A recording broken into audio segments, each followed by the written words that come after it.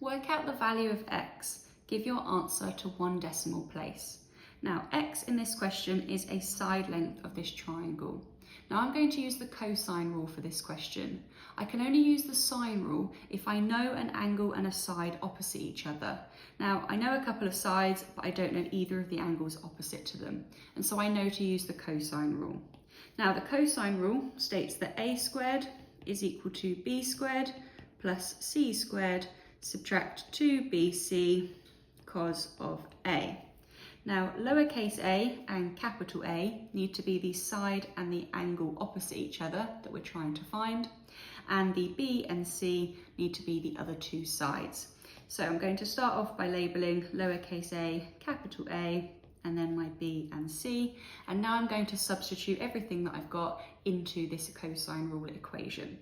So I'm going to have x squared is equal to 13 squared plus 10 squared subtract 2 times 13 times 10 times by cos A, which is cos 100. Now there's a few things here that I can calculate without the use of my calculator. 13 squared I know is equal to 169. 10 squared I know is equal to 100. Negative 2 multiplied by 13 is negative 26, times by 10 is negative 260. And then I've still got my cos 100 on the end. Now I can still calculate a couple of things here without my calculator. So 169 plus 100 gives us 269. So I've now got this equation here.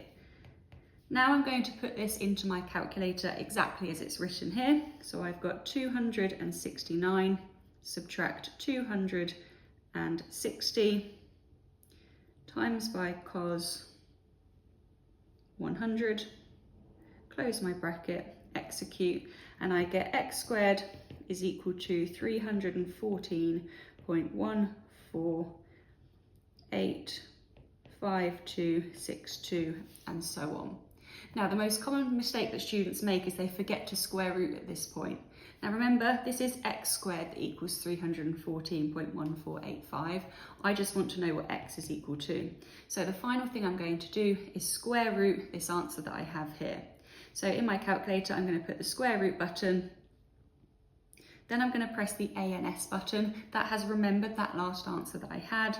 Then I'm going to press execute, and that gives me 17.7 centimetres to 1 decimal place.